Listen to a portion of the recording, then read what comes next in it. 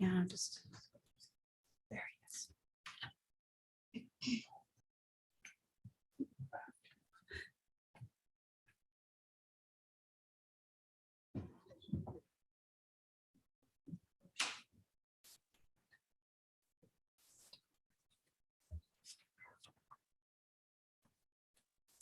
Or I can just call him from this audience.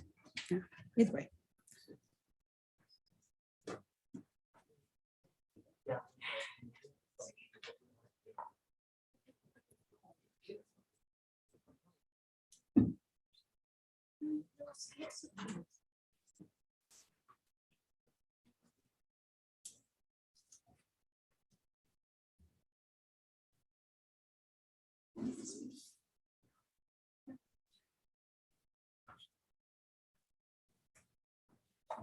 All right, it is 6:30 and we'll call to order our regular meeting of the West Valley City Council this February 15th, 2022.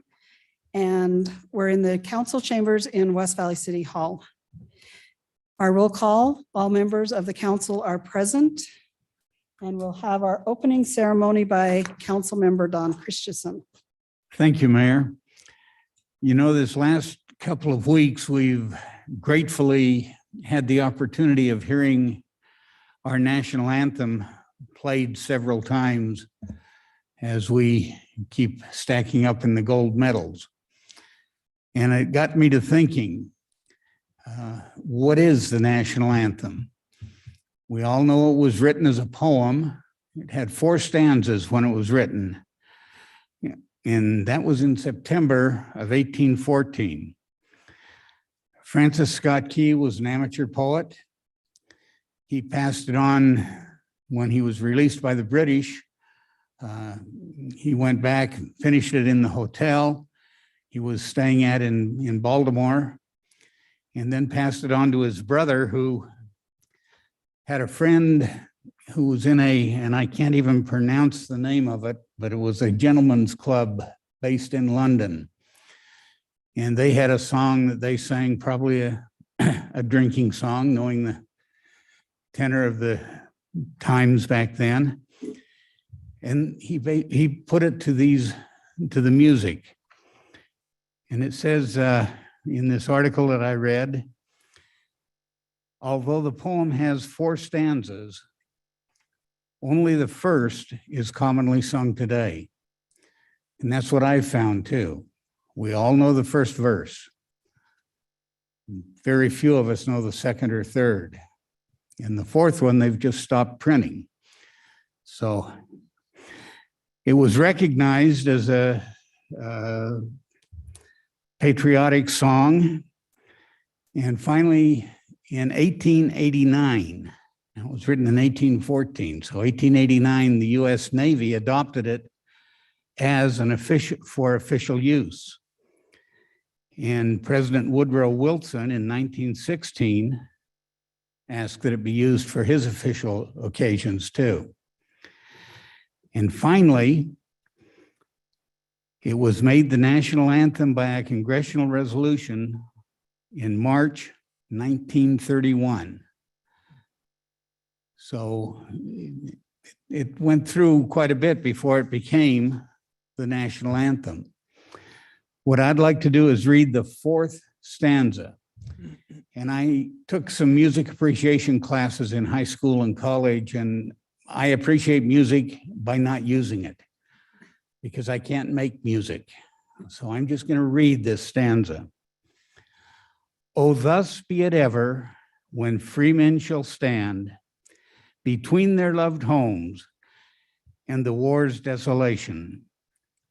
Blessed with victory and peace, may the heaven-rescued land praise the power that hath made and preserved us a nation.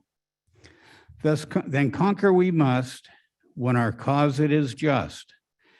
And this be our motto, in God is our trust. And the star-spangled banner in triumph shall wave o'er the land of the free and the home of the brave. With that in mind, would you all please stand and join me in the Pledge of Allegiance to our flag? I pledge allegiance to the flag of the United States of America and to the republic for which it stands, one nation under God, indivisible, with liberty and justice for all. Thank you, Mayor. Okay, thank you. All right, we have our minutes from February 8th, 2022. Do we have any discussion or a motion on the minutes? So move. And a second? Second. Thank you. All in favor, please say aye. Aye. Aye. Okay, those pass. We now have our public comment period. Comment period is limited to 30 minutes. Any person wishing to comment shall make their comments, keep their comments to 5 minutes and may speak only once. After being recognized by the mayor, please come to the microphone. Please address the mayor with your comments. This time is your time to comment, not for debate with the council. Council and staff will have time to respond within the 30 minutes. And we have 7 people that signed up tonight. We have a public hearing later. too. Oh, yes, and we have a public hearing later that deals with a neighborhood commercial project. And if you're here for that one, just wave me off when I call you and we'll have you come up. There's no time limit on that one. This is for pretty much everything else that you have comments on. So we'll start with speaker 1. If you can like to come up. Thank you, Mayor. Sophia Haas Tingy, 4170 South, 2735 West, here in West Valley City. And I come here today in support of the leadership that the city has shown in moving forward with HB 411. And I ask that the city continue to do so for our progeny, for the future, for our children and our grandchildren. When I moved into my house this last year in this city, one of the first things I looked into was investing in solar panels, and I'm having solar panels installed. Unfortunately, in today's crisis of the housing market, I wound up paying over $150,000 more on my house than what I expected to pay about a year ago. So, you know, in addition to that, because of some of the structural deficiencies of the home in which I live, because it was built in 1971, I could not get away with just $25,000. I have to pay $50,000 on top of that. So I'm just barely being able to make it. I'll be 96 years old by the time I'm able to retire, and I'll be 91 by the time I'm done paying for solar panels. So that said, you know, some people, and I make quite a bit, I make 6 figures, okay, to be honest with you.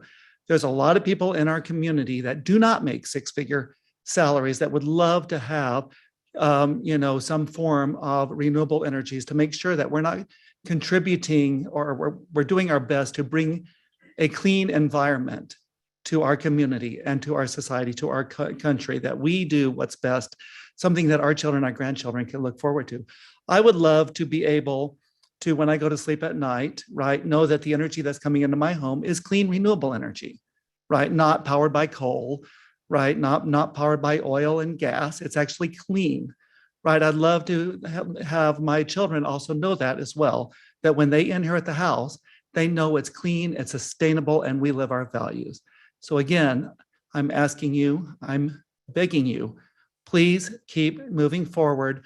The cost that it costs for each resident to try to do this on their own when the city can work in concert, right? It's stupendous. So whatever price you can get for it, please move forward. Thank you. Thank you.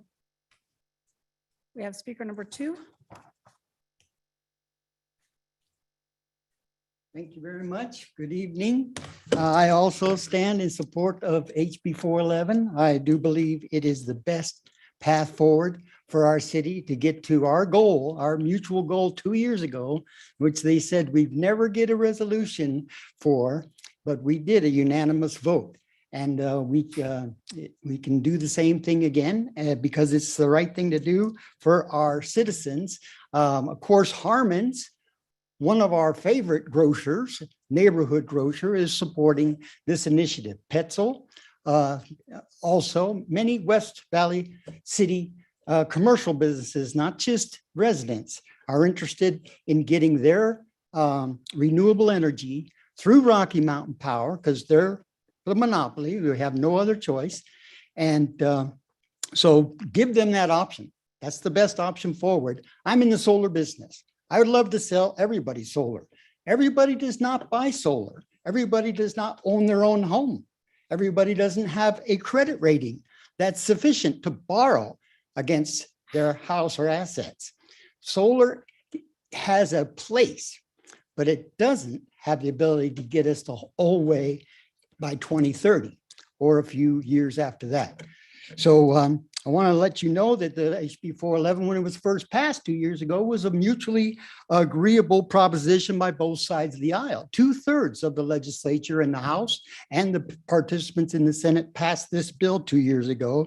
So please, let's not make it a small item. This is a very big item that has a lot of support all over the state, not just in cities that have the opportunity to join this process.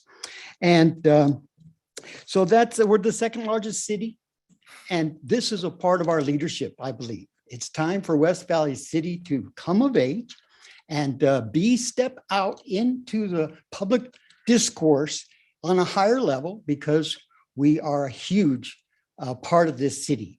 And this is a way that we can speak to the wider community about what we want and how we want to get there. If we don't do this, 2 years ago, we signed this resolution. We're fortunate we have progress towards the sustainability department. We have no EV charging stations as of yet. We have lots of places to go, more we can do. So thank you that's the end of my time. So thank you for everything. Thank you. Speaker 3.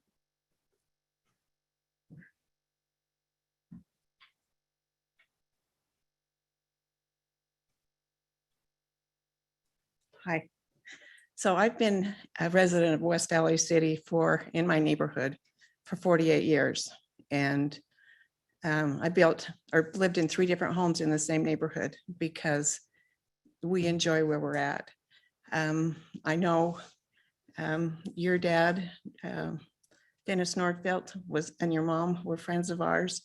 And I think West Valley has done a great job in trying to make our community a better place, because we have a bad reputation, and but I think we're getting better. I think things are getting better.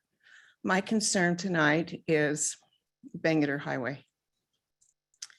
And I know that it's a done deal, that it's happening, but my concern is the overbridge and the underbridge. We are in the flight plan so we have a lot of noise to contend with anyway. And if you go over, you get constant noise.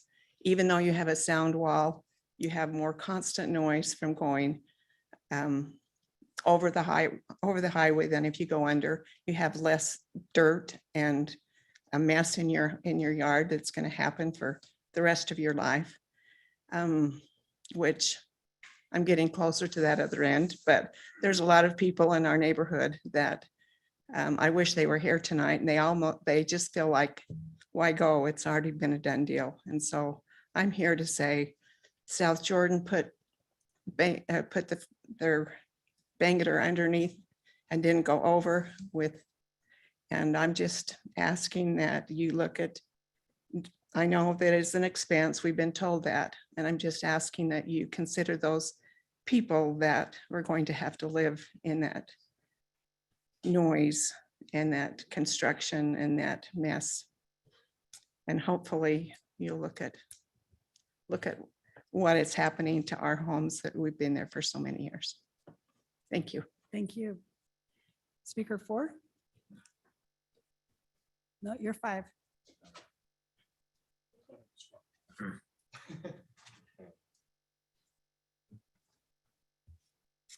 Hello, my name is Sandy Brigman. I live at 4426 Jaden Cove in West Valley. I've lived here 48 years in 2 homes.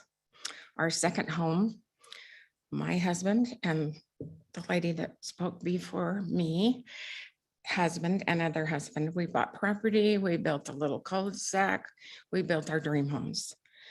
And it is, if you go on Little Jaden Cove, it is a little dream area. We are affected by Bangerter. The reason I came was because I watched your study meeting, I think at 4:30. And I've been to the Bangerter meetings, and I went to the one in the fall when we couldn't go, so we watched it on Zoom. And I felt like some of the things that were discussed in that meeting weren't quite fair. And so I just want to tell you my feeling about it. First of all, I want you to realize that those numbers that they presented to you, I don't know if you were able to see the map, but the long line of houses with the red lines, heart, red circles on them are more than just a red circle, they're a family. Many of those people, they're my neighbors. I'm 3 streets away from them. Many of them, that's the only home they've lived in. Several of them are in their upper 80s. They are just at a loss. And when the other thing that was mentioned was that there were only 10 comments that had been submitted, that really bothered me. I want you to picture this intersection. There's 4 corners of that intersection. The part that is being affected is one tiny part of that. It's the northeast section, and it goes from 47 all the way to 44. It's every house along that row that's being affected. But when you stop and think, if that was really affecting the other side of 47th and the south side of 47th, how many more people would you have heard from? They don't know what to do. A lot of these people are so blown by the fact that they are losing their homes. They don't know how to even come here and do this. And I'm concerned for them. I'm worried for them. I'm worried for what is going to happen to us that are left because of the noise situation that we already experienced, because literally they fly over my backyard and we cannot even go out on our deck. If we're going to compete with that, and also the noise that's going to come from Bangerter, because it will come, it does now. We are really, really concerned about that. And I'm seeing really good neighbors having to leave West Valley. They are being offered help and they know it, although it's still amazing to them. They don't really know what to do. One of the families is an 87-year-old mother with a daughter with spina bifida and a wheelchair. They're going to have to find a position for them that meets what they have now. Another family is an 87-year-old family with a grandchild and her grandchildren living there. So there's lots more to these little red dots than meets the eye. And I know that's not going to change. I wished we could have gone way back and discussed the borders a little bit better. I wish that had come to us before the maps came to us. I'd really like to know how many feet are between Bangerter and IHC. But anyway, that's what I've come to say tonight. I have a feeling I will be back, because when I feel like this, after I watch a meeting, I'm better to come here than to just sit home and do this the rest of the night. So thank you very much. Thank you for coming. Speaker 5. If you let me sign in a 10 every time, I would know, but no. I love seeing so many people here. I'm sad to hear about the houses on Bangor. You know, hopefully UDOT does the right thing. I've also been in those meetings and talked to them, and some of their programs, they seem to be, you know, fair on paper, but when you've got people who live their whole life in an area, it does make it hard. So I do sympathize with them. The HB 411, it is an option.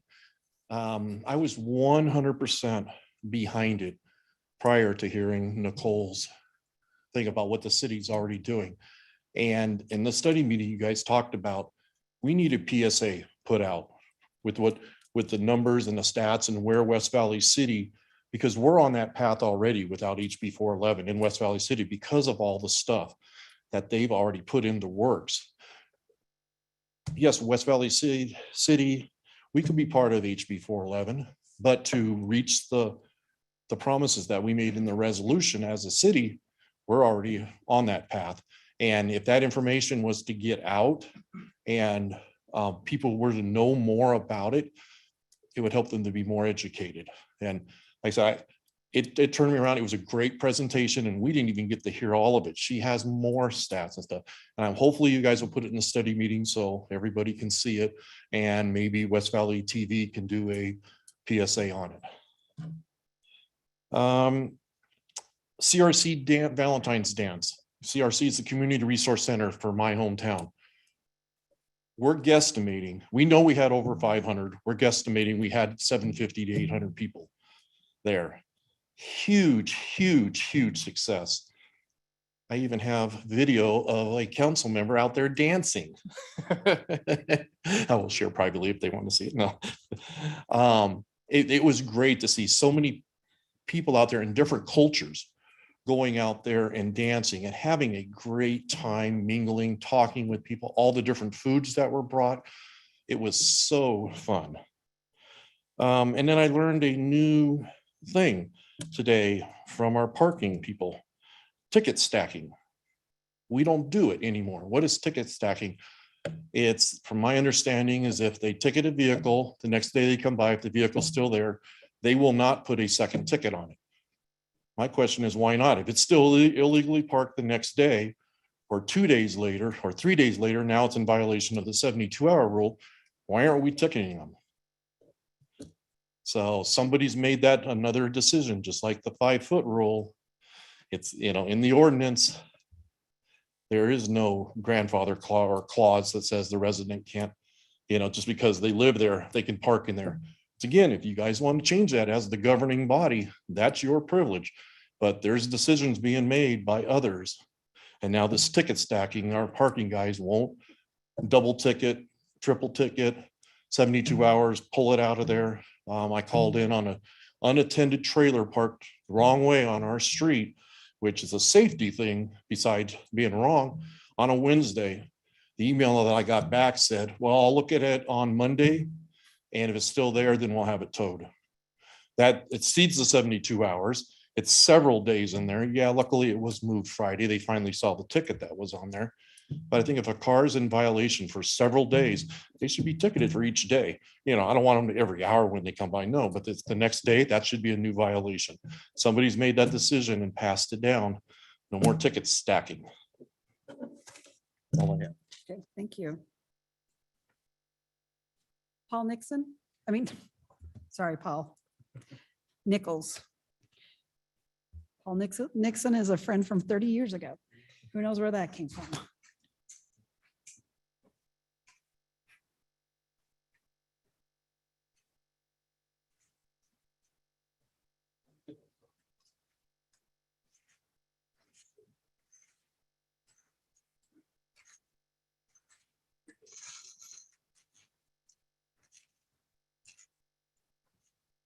Paul C. Nichols. I live at 5329 West, 4100 South.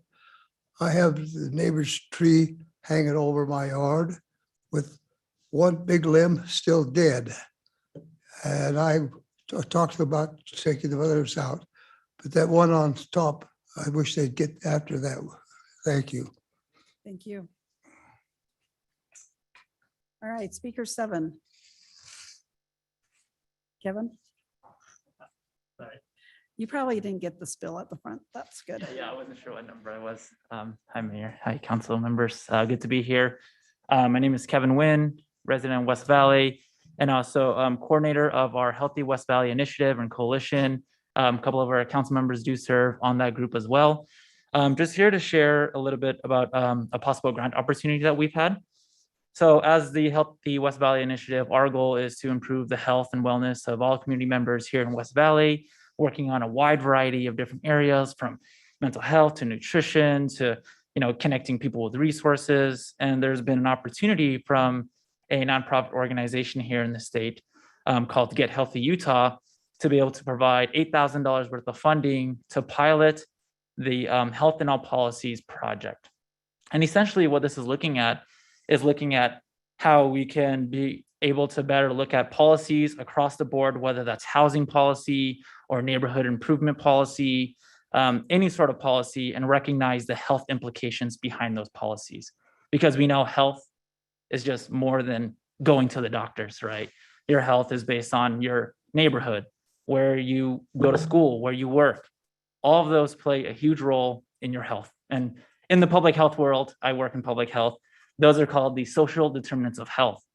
And if we could be able to apply for that grant funding on the behalf of, the city, and work on it as the coalition to be able to get this implemented, it would be amazing and help really improve the health of our communities across West Valley. So just really excited to share that with you all, and hopefully as a council and as mayor, you all are supportive of that, and we love to be able to apply.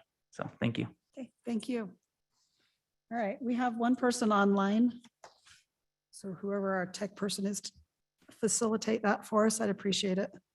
Mayor, we do have Russell Patterson. Russell, you should be able to unmute your microphone and speak.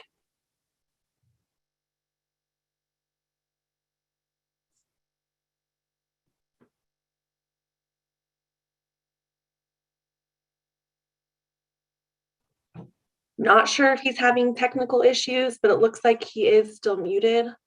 Mr. Patterson, can you hear us okay?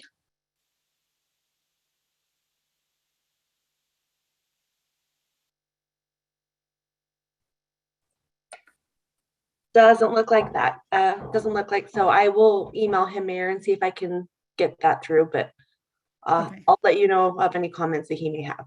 Okay, thank you so much. All right, we'll now move on. Well, is there anybody else in the audience that did not have a chance? I don't know how much time we have left.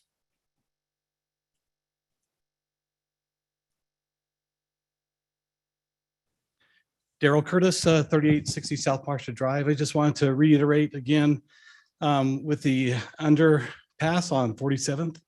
It is a betterment for our city. My daughter moved to Spanish Fork and she talked to somebody and they asked her where she's from. And she said, oh, well, from West Valley. And it was oh, that's a scary place to live. Our city doesn't have a very good reputation outside of our city. We have feel pretty good about ourselves, but those around us don't. And I think even having this where we care enough about our cities and the citizens to make it an underpass to save our community somewhat would be a betterment for our city. I really appreciate the opportunity to come and speak, and hopefully that is a decision that you can make, because it is something that is forever. It will never change. Thank you. Okay, thank you. Anybody else from the audience? Okay, seeing none, we'll close the public comment and move to our public hearing. Pardon? Oh, sorry. Boy, I just want this meeting to be over really quick, I think, tonight. So our Assistant City Manager, Ms. Cottle, did you have any comments? No comments today. Thank you, Mayor. Thank you. And to the council, any comments? Okay. I just want to thank everyone who came to speak to us. Your voice does matter. We hear you. Thank you. And I learned a long time ago, one voice can make a big difference. So I do appreciate you showing up. All right, now we'll move on to our public hearing. Application GPZ 1-2022. Ms. Cottle, would you like to introduce that? Yes, thank you. Sorry about that. Yes, thank you, ma'am.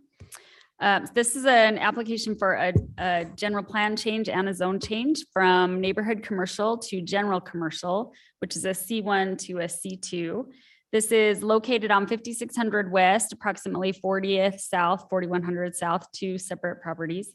The applicant is proposing to develop the subject property to the north as a Starbucks coffee shop with a drive-through. And the C2 zone allows for fast food establishments with a drive up as a permitted use. However, the use is prohibited in the C1 zone. The existing America First on the property is permitted use both in the C1 and C2 and would remain as developed.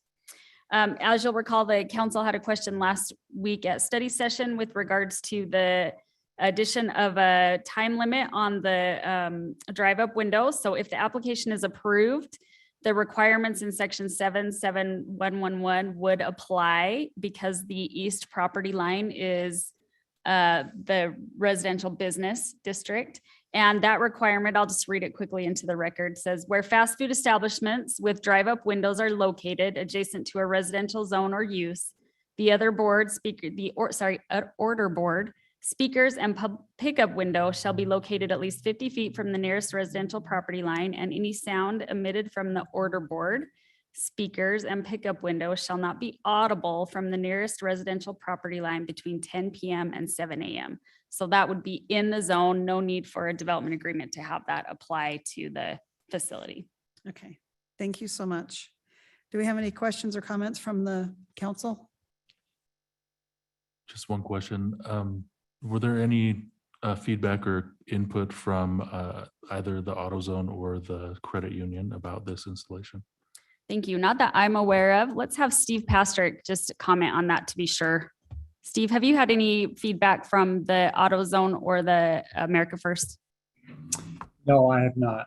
Okay, thank you. Thank you. To go along with that, I can see early mornings. I went to Winco. I mentioned in the study meeting that the Quick Quack car wash was overwhelmed on Saturday. But I can see how this in the mornings from 6 to 8 could be overwhelmed into the credit union's parking lot. That's really my only concern is that America First Credit Union, if they're aware of that, if there's an easement agreement where they are compensated for that wear on their, I don't know how that works out between two commercial.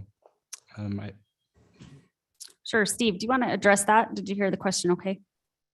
Yes, and actually America First owns the lot where Starbucks is going, and so they're actually the seller in this case. So they're aware of that and have seen the site plan. Okay, thanks. And there was a cross-access agreement, correct? So that people could enter from 4100 and get over to Starbucks? That's correct. Okay, so we'll give them 2 ways in. Okay.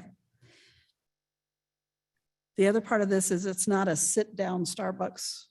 It's a pickup either on foot or in automobile, correct? Yeah, so it's a drive up and also you'd have a pickup windows, but no indoor seating.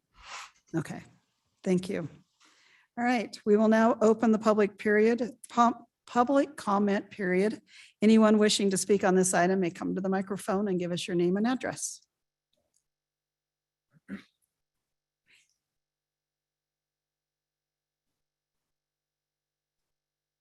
Good evening, Mayor and Council. My name is Rick Magnus, AWA Engineering, 2010 North Redwood Road in Salt Lake City, Utah, representing the applicant this evening.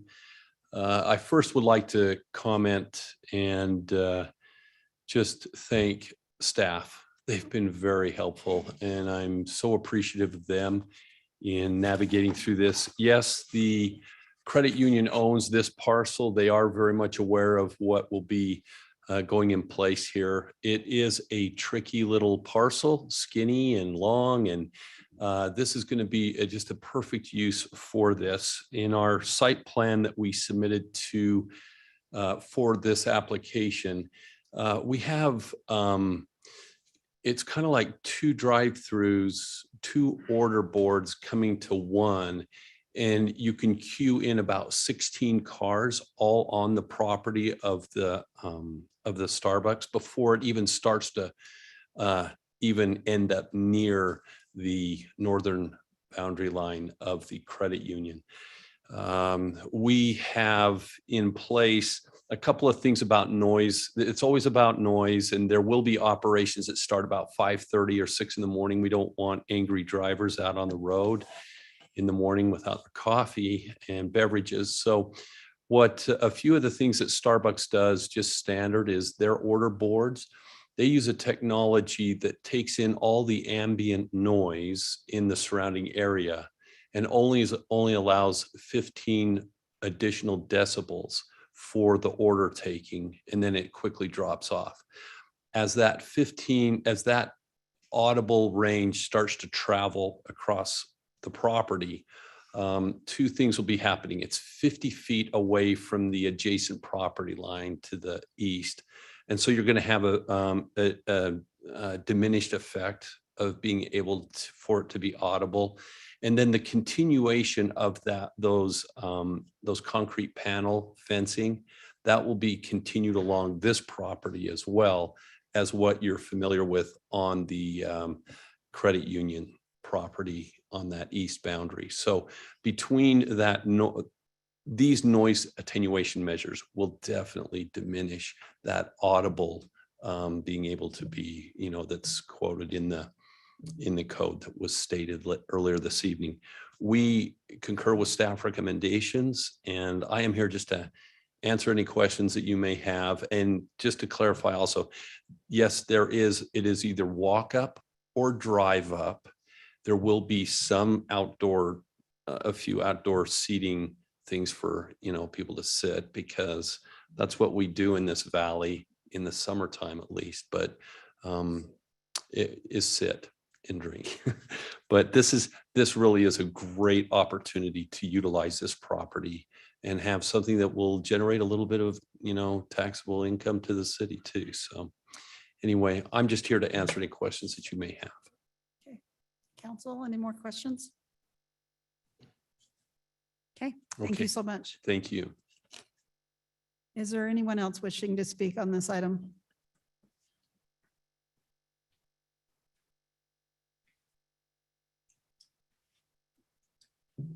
Jim Visock, West Valley City. My only concern would be, I bank at that bank and I've been to the AutoZone. Coming out of there, it's a right turn only. If you want to make a left, it is almost impossible anytime during the day. What kind of traffic is that going to cause? And then there is a Starbucks in the Smiths right across the street. Is that going to go away? So, but that was my only concern is it'll be right turn onlys most of the time, or otherwise there's going to be a backup trying to make the left-hand turns. So that's my only concern. Okay. Thank you. Okay, anyone else?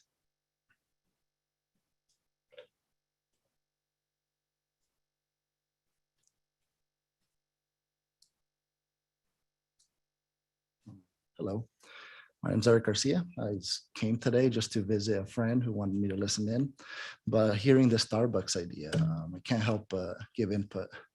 I'd like the council or the mayor to consider the high school that's nearby and consider if there's a Starbucks across the street or two crosswalks away, is to consider foot traffic and students and especially if it's a right turn only. I can consider lots of high school students making that right turn into a U-turn on their way to rush back to school. And so just consider how students will want to go grab some coffee now that there's a Starbucks there. Thank you for your time. Do you mind giving us your address? Oh, 3247 West, 3650 South here in Lancer Way. Thank All you. right, thank you so much. All right, seeing no other comments, we will close the public hearing and bring it back to the council. Our action item is ordinance 22-06 for comment or a motion.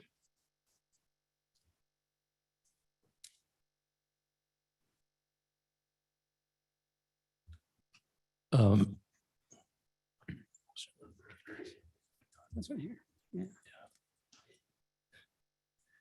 I will move forward the motion for the ordinance 22-06.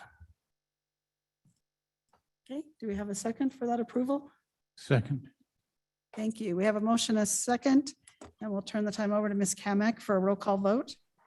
Councilmember Fitzie Umanu, Aye. Councilmember Whitstone, Yes. Councilmember Harmon, Yes. Councilmember Hune, Aye. Councilmember Christensen, Yes. Councilmember Norfelt, Yes. and Mayor Ling. Yes. Motion passes unanimously. Okay, thank you. Thank you for your comments. Okay, we'll now move on to resolution 22 Have ordinance 22-07 also. Yeah.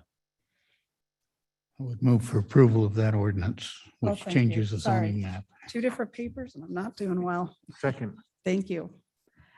Ms. Kamic? Councilmember Nordfelt, Yes. Councilmember Christensen, Yes. Councilmember Hune, Aye. Councilmember Harmon, Yes.